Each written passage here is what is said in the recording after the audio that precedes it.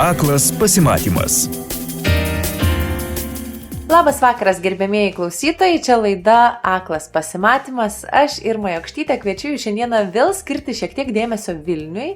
Mūsų sostinė švenčia 700-ąjį jubiliejų. Šiais metais tikrai jau kalbėjome apie Vilniaus ir prieinamumą, ir pažinimo galimybės. O šiandieną pristatysime jums alternatyvaus Vilniaus pažinimo galimybę, apie kurią man papasakos mano svečiai, Vilniaus miesto savivaldybės administracijos užsienio ryšių ir turizmo skyriaus vyresnioji patarėja, taip pat iniciatyvos Neakivaizdinis Vilnius iniciatorė ir koordinatorė Sonata Griškienė ir kūrybininkas, maršrutų kūrėjas Andrius Jakučionis. Tai visų pirma, Sonata, sveikinuosi su jumis ir noriu jūsų paklausti, koks yra alternatyvus Vilnius ir kaip Vilnių pažinti siūlo Neakivaizdinis Vilnius iniciatyva. Labą dieną visiems. Iniciatyvos Neakivaizdinis Vilnius idėja yra skatinti Vilniečius ir miesto svečius pažinti kitokį, dar neišvaikščiotą, mažiau patirtą Vilnių, kitaip tariant, atrasti jo alternatyvę pusę. Norime parodyti, kad net ir kiekvienoje senamiesčio gatvelėje ar pastate slypi kažkokia mažiau girdėta istorija, galbūt paslaptis. Taip pat kviečiame atkreipti dėmesį į detalės, nepabijoti nuklysti nuo pagrindinių senamiesčių gatvių ir tiesiog užsukti į kiemelius.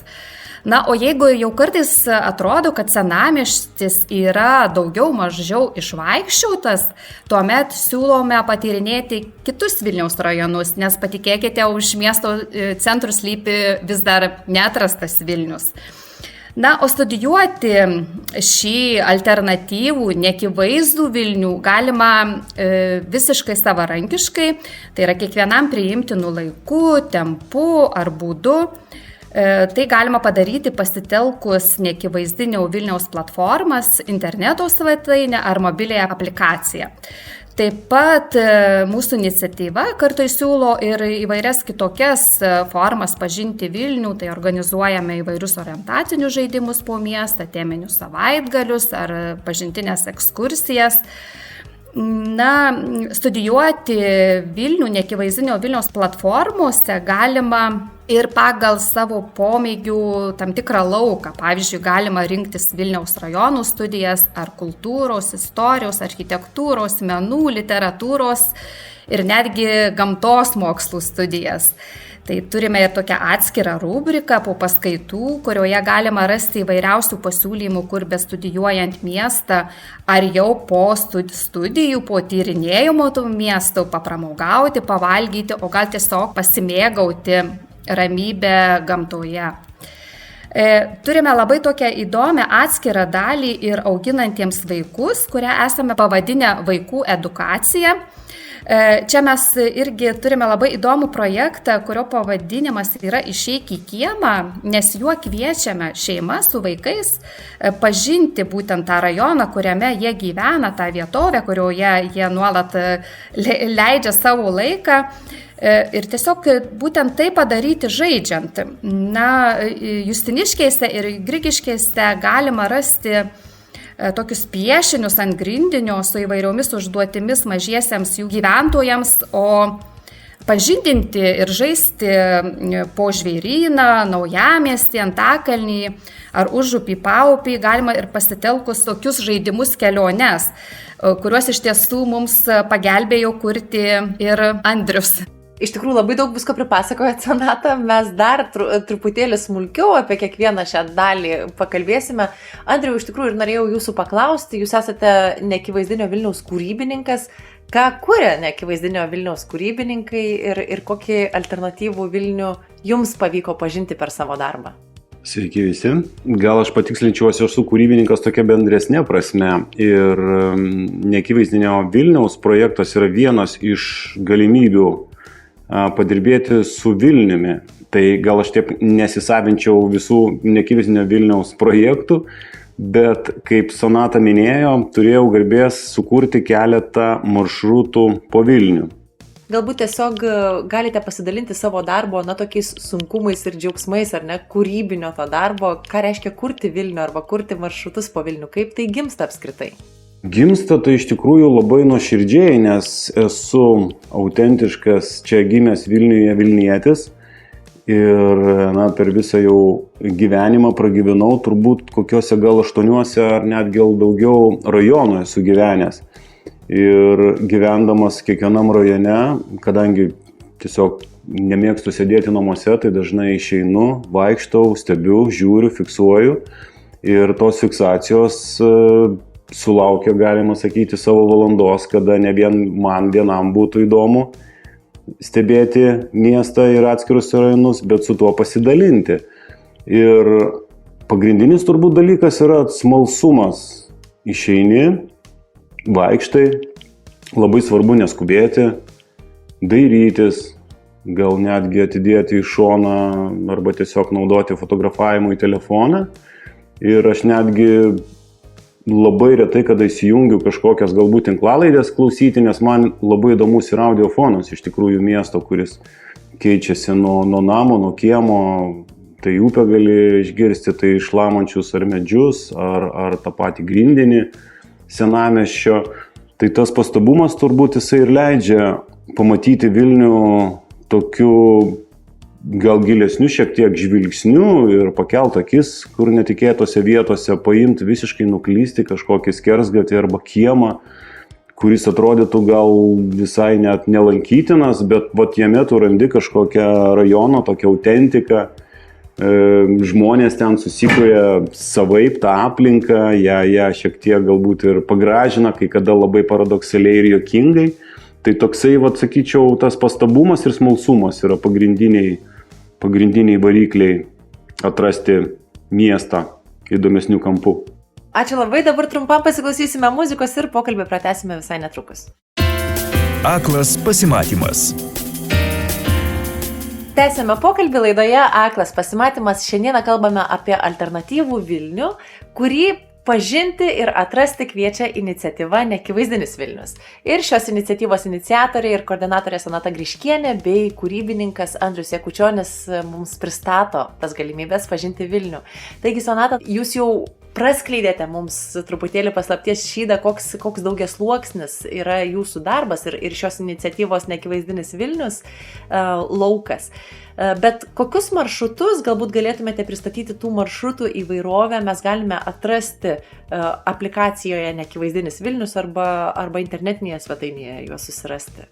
Tai iš tiesų įvairius pažintiniai maršrutai, kuriais keliauti žmonės gali savarankiškai, yra tokia pati populiariausia mūsų siūloma Vilniaus pažinimo forma. Na ir šiuo metu svetainėje ir taip pat mobilioje aplikacijoje turime jau daugiau kaip 100 skirtingų maršrutų įvairiomis temomis. Čia galima rasti tokius maršrutus kaip, pavyzdžiui, paskui mamutą ar Vilnius įkvėptas dizaino, siauriausių gatvelių labirintais, po Vilnių legendų keliu ir žinoma daug įvairių temų, o taip pat ir netgi 28 maršrutus po skirtingus Vilniaus rajonus. Mūsų didžioji dalis maršrutų yra skirti vaikščioti po Vilnių ir pažinti jį pėsčiomis, tačiau 8 tokius maršrutus turime parengę dviračių. Taip pat labai kviečiame išbandyti ir maršrutus keliaujant viešuoju transportu. Tai taip pat tokius turime 3, tai galime pažinti Vilnių keliaujant nuo stoties iki pačių Saulėtekių, tiesiog visus pagrindinius įdomiausius Vilniaus akcentus. Kaip sakom, mes tokia gali būti net pirmoji pažintis su Vilniumi, tai kviečiame keliauti, netgi kaip vadiname šį maršrutą kelionį laiku, tai keliauti kviečiame antruoju troleibusu. Taip pat turime ir parengę 2 maršrutus autobusais, tai 10 ir 68 autobusu, kurie 68 autobusas taip pat yra labai įdomus tuo, kad juo keliaujant mes išvažiuojame iš miestų ir vėl į jį sugrįžtame. Bet sugrįžtame į šiek tiek kitokį miestą, tai yra į miestą mieste. Tai tikrai labai įdomių maršrutų pas mus galime rasti ir labai kviečiame visais jais pažindintis ir pažinti Vilnių.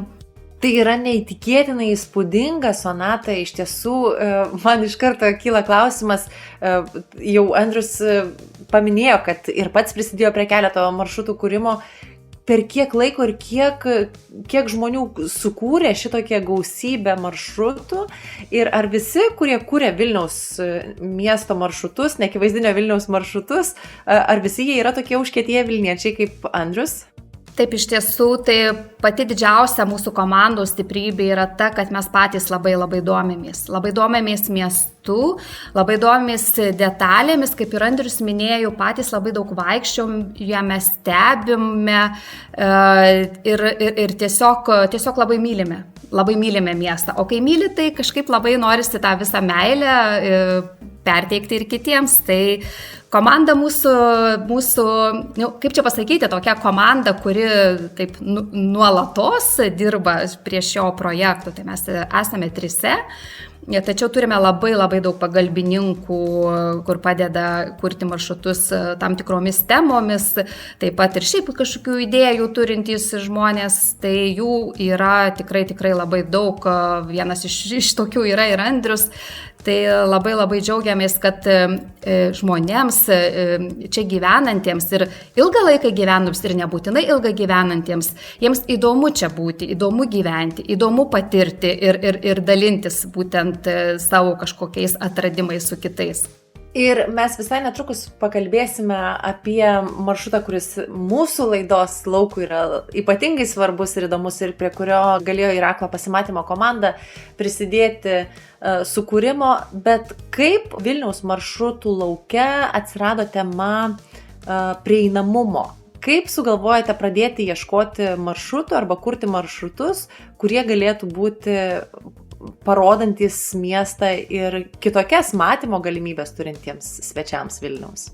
Na, nuo pat tos mūsų iniciatyvos pradžios iš tiesų mūsų tokia buvo svajonė tokia ir tikslas, kad į Vilniaus pažinimą įsitrauktų kuo daugiau žmonių ir ne tik turinčių skirtingus interesus ar pomėgius, bet ir tam tikrus specialiuosius poreikius ar negalias, tai netgi judėjimų, klausos ar regos. Ir todėl ir kuriame tiek skirtingą turinį, tiek įrankius. Taip pat mūsų visi maršrutai turi žymėjimą apie jų pritaikomumą žmonėms su judėjimo negale. Netgi esame rengę maršrutų pristatymo ekskursijas, papildomai pasitelkę vertėjus į gestų kalbą. Ir ypatingai tai didžiuojamės tuo, kad mūsų svetainė ir mobilioji aplikacija nuo šių metų spalio mėnesio tapo pilnai pritaikyta silpnaregiams bei neregiams, dėl ko mes galėjome pasiūlyti visiškai unikalų analogų, sakyčiau, neturintį tokį maršrutą, paliesti ir išgirsti Vilnių. Labai tuo džiaugiuosi ir netrukus papasakosime plačiau apie šį maršrutą po trumpos muzikinės pertraukėlės. Aklas pasimatymas. Tęsiame pokalbį laidoje Aklas pasimatymas. Šiandieną kalbame apie iniciatyvą Neakivaizdinis Vilnius, kuri kviečia pažinti alternatyvų Vilnių ir kitokį galbūt Vilnių, negu esame prie jo pripratę. Mano svečiai Sonata Griškienė ir Andrius Jakučionis, šio projekto kūrybininkai, iniciatoriai ir žmonės, kurie mato ir jaučia Vilnių, manau, kad daug geriau negu daugelis iš mūsų. Tai Andriau, pakalbėkime dabar apie maršrutą paliesti ir išgirsti Vilnių. Jūs jau ir pasakodamas apie savo santykį su Vilniumi užsiminėte, kad jūs jį girdite ir matote ir jums patinka klausytis Vilniaus. Papasakokite, kaip gimė šis maršrutas ir kuo jis skiriasi nuo kitų. Pati pradžia turbūt, kad jo gimė iš tikrųjų savivaldybėje ir greičiausiai tai buvo Sonata ir jos komanda, kuri sugalvojo, kad šitokio dalyko reikia Vilniui, nes tai yra miestas, kuris nori visus žmonės matyti bevaikščiojančius, besimėgaujančius mieste ir nepriklausomai ar jie yra įgalus ar neįgalus, žodžiu, kiekvienas žmogus jisai praturtina tą miestą savo buvimu, o miestas tai tikrai turi ką parodyti. Ir tokiu būdu pamažu mes kažkaip tai mąstėme, galvojame idėjas ir priėjom tokios idėjos, kad gal pabandykime sukurti maršrutą žmonėms su regos negale. Tai, sakyčiau, galbūt mes išsikėlėm tokį vieną sudėtingiausių turbūt, kad uždavinių, bet tas labai motivavo padaryti tokį maršrutą labai kokybiškai ir labai taip sąžiningai savo, kad iš tikrųjų būtų ramu ir už tos žmonės. Ir čia galima pasakyti taip, kad mes Irma ir su jumis vaikščiojome pačius pirmus kartus ir su Lina, ir vaikščiojom su Andžiam, ir su Vytautu, žodžiu, su tai žmonėm, kurie labai padėjo suvokti, kaip jaučia miestą arba aplinką žmonės su regos negale. Ir tikrai turiu prisipažinti nuo pačių pirmųjų tų idėjų, tų minčių arba maršruto formulavimo iki to, koks jis tapo. Teko nueiti tikrai didelį kelią ir tuos maršrutus, kuris dabar jau yra pabaigtas, aš nuėjau, nežinau, gal kokius 10 ar 12 kartų, tiesiog kiekvieną kartą matuodamas žingsnius, žiūrėdamas posūkius, kur reikia pasukti, kur sustoti, kaip, žodžiu, šitą maršrutą nupasakoti. Ir tame iš tikrųjų labai mėgavausi pats šito procesu, nes, kaip ir sakiau, ir miestą pamatai dar kitaip, ir to žmonės pradedi suprasti, kaip jie kasdieną gyvena. Aš galiu pabrėžti ir patvirtinti, taip, dalyvavo tikrai ir visa beveik Aklo pasimatymo komanda ir kiti mūsų klausytojams jau žinomi žmonės, kurie domisi ir rūpinasi prieinamumu. Andriau, ar teko kažko atsisakyti, nes iš tikrųjų dar turbūt yra svarbu paminėti, jog būtent šiuo maršrutu einant, įsijungus patį maršrutą, bus girdimos ir audio nuorodos, kurios ves keliaujančius po Vilnių šiuo maršrutu. Andriau, ar viską pavyko įgyvendinti, ką buvot suplanavęs, ar kažko teko atsisakyti, kokie buvo tie iššūkiai? Gal aš pradėsiu nuo to, kad kai mes pradėjom keliauti ir su jumis, Irma, tai jūs buvote pats pozityviausias žmogus, kuris sakė, kad čia beveik viskas jau gerai. Ir bekuriant maršrutą, pradedant jau eiti ir su tais žmonėmis kitais, turinčiais regos negalę, pasimatė, kad ne, vis tik tai viskas taip nėra lengvai, reikia kuo daugiau detalių, kuo daugiau smulkiau, ta prasme, aprašyti. Tai iš tikrųjų, kad maršrutas kito nuo pat pradžių iki pabaigos, kai jisai evoliucionavo, bet kito, aš manau, kad į gerąją pusę. Kadangi mes kviečiame žmonės į senamiestį, o senamiestis tai tiesiog tirštas, net neprognozuojamų dalykų. Ten gali būti ar staliukai vasarą išnešami, paspirtukai ne visą laiką vietose pastatomi, laikinos ekspozicijos atsiranda, pavyzdžiui, prie Nacionalinio muziejaus, tai visą tai reikėjo supaisyti ir net numatyti šiek tiek, kad einant tuo maršrutu, pakankamai saugiai tu vis tik tai praeitum nuo vieno taško objekto iki kito ir netgi atsirasdavo tokie dalykai, kad pavyzdžiui, pradėjus nuo maršruto pradžios prie Mindaugo stotelės, einant iki pirmojo Mindaugo paminklo taško, gali šiek tiek užkabinti galvą ąžuolo lapai. Ir mes galvojam, tai irgi yra tam tikra patirtis, kurios galbūt nereikia ten nupjauti to šakos, kad jinai neliestų, bet kai mes apie tai įspėjame, tai visai tai sudaro tokį papildomą patyrimą, jau ir jausminį, ne tik, kad nes maršrutas ir yra paliesti ir išgirsti Vilnių. Ar buvo lengva atrasti tuos dalykus, kuriuos galima paliesti ir išgirsti Vilniuje? Iš tikrųjų nebuvo galbūt sunku surasti, nes tarsi eidamas, aš turėjau tokią viziją maždaug, kur kaip galėtų judėti, nes labai norėjau, kad jis būtų toksai beveik žiedinis, kad nereikėtų pirmyn atgal eiti, nes tai yra žymiai įdomiau turbūt apsukti tokį ratą, tuo pačiu, kad tu galėtum bet kuriam taške gal net jį pradėti arba bet kuriam taške pabaigti tą maršrutą. Ir einant, ta prasme, kažkaip formulavosi aplinkui, dairantis įsijungus tokį kaip skanerį 180 laipsnių, tu stebėjai aplinką, žiūrėjai, ogi ką galima paliesti. Ir netgi šitam maršrute atsirado toks dalykas, kad galima paliesti Vilnių, literaliai tai reiškia sienas. Ir tos sienos, kurios meno jau 200, pavyzdžiui, metų, kurios per visą laikmetį užsisloksniavo tiek, kad net metrų gatvė pakilo ir arka nusileido beveik iki akių lygio. Tai galvojom, kad tikrai įdomu tokį faktą arba tokį objektą yra įpaišyti mūsų maršrutą. Tikrai kviečiame visus užsukti į Neakivaizdinio Vilniaus aplikaciją, parsisiųsti ją ir išbandyti maršrutą, o apie savo patirtis parašyti mūsų Facebook puslapyje Aklas pasimatymas arba Neakivaizdinio Vilniaus kūrėjams. Dabar trumpai pasiklausykime muzikos, pokalbį pratęsime visai netrukus. Aklas pasimatymas.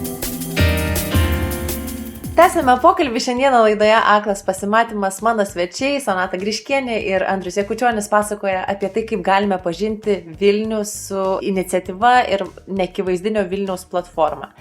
Andriau, mes kalbėjome apie maršrutą paliesti ir išgirsti Vilnių. Kur jis prasideda ir kur jis baigėsi, ir dar apibendrinkite, ką šio maršruto metu regos negalią turintys Vilniaus svečiai gali pažinti, kurias dalis.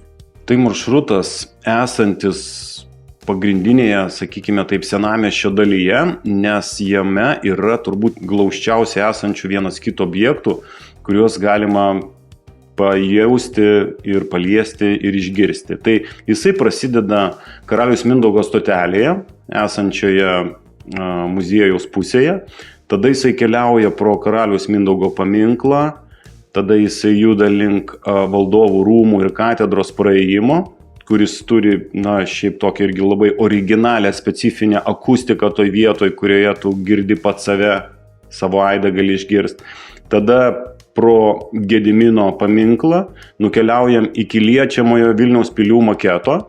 Ten yra irgi fantastiškas objektas, ne tik regos negalią turintiems žmonėms, nes jis turi ir brailio raštą, ir paaiškinimus, bet ir šiaip vilniečiams labai įdomu paliesti tokį mini mažiuką miestą ir pamatyti, kaip jisai atrodė prieš kelis šimtus metų. Toliau mes kertame Šventaragio gatvę ir Pilies gatvėje sukame link Bernardinų gatvės. Tai Bernardinų ir Pilies gatvių kampe yra labai originalus toksai arbatinukų fragmentas, sienos su arbatinukais fragmentas. Toliau keliaujame link Švento Mykolo bažnyčios ir bažnytinio paveldo muziejaus, kurio kieme yra autentiški 2 patys tikriausi bažnytiniai varpai, kurie irgi turi ir reljefą, juos galima paliesti, pajausti tuos raižinius ir juos paskambinti, nes jie skamba skirtingų tonų. O finalinė dalis juda link Literatų gatvės ir Literatų gatvėje mes turime net 3 sekcijas tokių skulptūrinių miniatiūrų skirtų žymiems Lietuvos literatams. Ir galiu pasakyti, kad tiek Gedimino paminklas, tiek Literatų gatvė, pasinaudojus programėlę, jie pradeda kalbėti aktorių balsais ir papasakoja savo istorijas. Dėkoju labai. Sonata, ar yra minčių ir toliau kurti maršrutų arba pritaikyti, sugalvoti balsus ar kitas galimybės jau esamiems maršrutams, kad juos panaudoti ir jais pasivaikščioti galėtų ir regos negalią turintys žmonės? Taip, iš tiesų, pristatant šį maršrutą mes tikrai labai buvome, inspiruoti tokių labai teigiamų emocijų, tiek kuriuo ėjo būtent tiek žmonės turintys regos negalią, tiek netgi regintys, bet kitaip pažįstantys tą Vilnių būtent per tam tikrą jutimą, kad kažkaip tikrai tiesiog turbūt nebegalėsime nustoti ir apsiribosime šiuo vienu maršrutu. Tai manau, kad tikrai labai noriu tikėtis, kad kitais metais bent dar vieną panašų, o gal kažkiek dar kitokį, dar kokį nors įdomesnį, unikalesnį maršrutą, bet būtent žmonėms turintiems regos negalią pasiūlysime. Dar, Sonata, kalbant apie neakivaizdinio Vilniaus kūriamus įrankius, kuriais kviečiate pažinti Vilnių, norėčiau, kad pristatytumėte ir leidžiamą žurnalą Neakivaizdinis Vilnius. Kokia šio žurnalo misija ir ką galime perskaityti apie Vilnių šiame leidinyje? Iš tiesų, šio žurnalo misija yra turbūt labai panaši kaip ir visos iniciatyvos misija. Tai yra būtent paskatinti, pažinti mažiau kažkokį žinomą, pažįstamą miestą.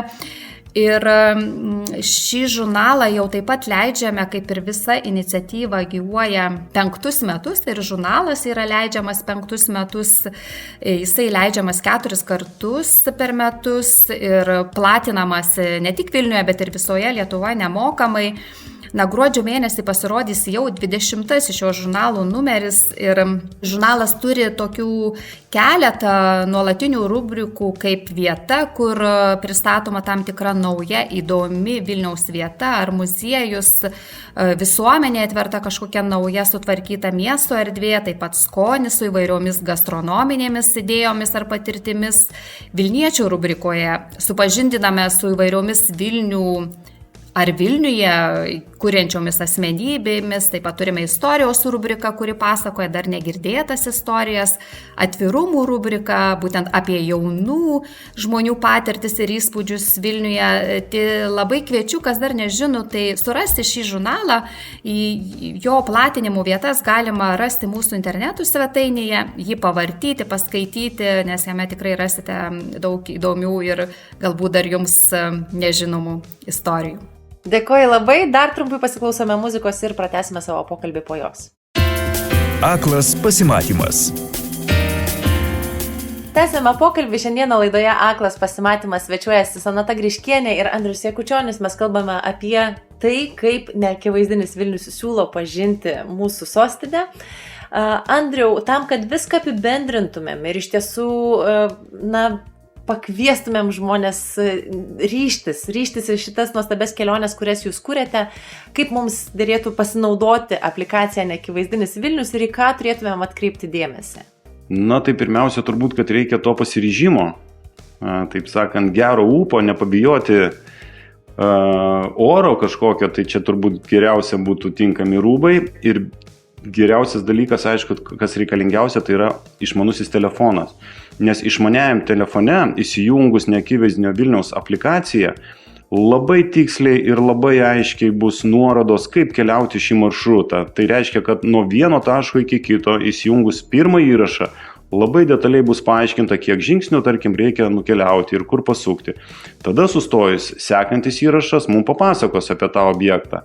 Ir taip vienas po kito įrašo labai saugiai, ramiai neskubant mes nukeliausime nuo pradžios iki maršruto pabaigos ir be abejo išgirsime visas istorijas, pačias įdomiausias apie šios Vilniaus objektus. Čia aš galėčiau galbūt papildyti Andrių, tai iš tiesų labai nemaža dalis maršrutų yra įgarsintų. Ne tik būtent šitas maršrutas, apie kurį kalbėjo Andrius, palies ir išgirsti Vilnių, bet ir kiti neakivaizdinių Vilniaus maršrutai. Tai nėra būtina vien tik tai skaityti tekstą kažkokį atsisiuntusi programėlę, bet taip pat kartais žmonėms netgi paprasčiau būna išklausyti to maršrutų beeinant juo. Tai tikrai šita funkcija yra naudojama ir yra labai patogi. Na ir žinoma, mobilioje aplikacijoje galima išsifiltruoti maršrutus pagal tam tikrą pomėgį savo, taip pat pagal ilgį, trukmę, keliavimo būdą, tai yra ar tai pėsčiomis skirtas keliauti maršrutas, ar tai viešuoju transportu, ar tai dviračiu. Tai tikrai yra patogus įrankis programėlė ir būtent keliaujant maršrutais jinai yra žymiai patogesnis būdas nei interneto svetainė naudotis. Interneto svetainė galbūt daugiau skirta tiesiog susipažinti su pačiais maršrutais, bet jau jais eiti, keliauti, patogesnis būdas yra naudoti mobiliąją programėlę. Nuostabu. Ir iš tiesų norėčiau turbūt užbaigti mūsų susitikimą, paminint dar kartelį, akcentuojant jūsų naują iniciatyvą Išeik į kiemą, nors aš manau, kad visi Neakivaizdinio Vilniaus kuriami maršrutai ir kvietimai susipažinti su Vilniumi jau yra kviečiantis išeiti į kiemą. Kokių imatės gudrybių, kad pritrauktumėte tuos jaunuosius Vilniaus tyrinėtojus išeiti į kiemą ir atsitraukti nuo savo kompiuterių? Nežinau, Andriau, jūs galite pradėti, Sonata, gal jūs užbaigsit? Vienintelis turbūt, kad pagrindinis žodis kviečiant, tai yra žaismė. Ir kuriant tuos maršrutus, ieškojom tokių objektų, kad jie būtų kažkom tai tokie įdomus, netgi juose kažkiek tai užsibūti, kažkiek juos sužinoti.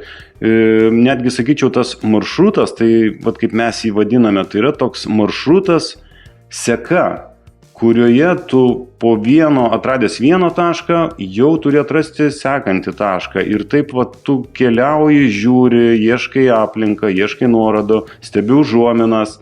Žodžiu, jisai yra toksai žaidybinis labai, kad ir labai įsitraukia būtent į tai vaikai, nes jiems yra, tai jau visai kita patirtis. Tai nėra turbūt, kad išeiti ekskursiją, apžiūrėti vieno objekto. Jie išeina ir žaidžia pakeliui, galbūt kažkur suklysta, kažkur dar pamato ten, ar tai katiniukas yra nuoroda, arba kažkokia vėliava. Tai yra toksai kaip lobio ieškojimas, kurio finale tu net ne vieną lobio, tu visą seką tų lobių susirenki ir sužinai įdomiausių dalykų, kurių galbūt ne visą laiką ir istorijos pamokos papasakoja. Taip, iš tiesų, man atrodo, Andrius svarbiausią dalyką pasakė, tai kad būtent esmė yra kviesti, pažinti būtent tą rajoną, savo vietovę žaidžiant, per žaidimą.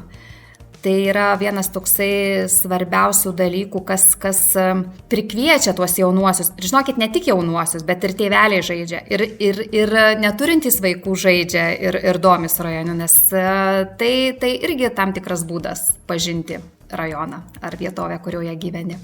Tai dėkojame Jums labai. Iš tiesų tai yra puikūs įrankiai pažinti Vilnių tiems, kurie kitų atveju samdytųsi turistinius gidus, vedžiojančius po miestą, o čia neakivaizdinis Vilnius suteikia Jums tokią galimybę, nieko nereikia samdytis, viską turėsite savo telefone.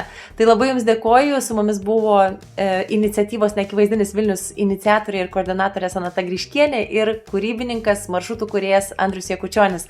Labai dėkojame ir tiems, kurie laiką leidote su laida Aklas pasimatymas. Primename, jog Jūsų laukiame trečiadieniais 19 val. Gold FM eteryje, o 20 val. Geras FM eteryje. Taip pat kviečiame užsukti į mūsų YouTube kanalą Aklas pasimatymas ir jį prenumeruoti, taip apie naujai įkeliamus laidos įrašus sužinosite pirmieji. Ir kviečiame užsukti į Facebook puslapį Aklas pasimatymas, ten sekti mūsų laidos naujienas ir jas komentuoti. Dėkojame mūsų laidos rėmėjams, Spaudos, radijo ir televizijos rėmimo fondui, bei mano kolegoms rengiantiems šią laidą, redaktoriai Linai Žaltauskaitei ir garso režisieriui Gintautui Gečui. Čia buvau aš, Irma Jokštytė Stanevičienė, lauksiu Jūsų kitame aklame pasimatyme. Viso geriausio.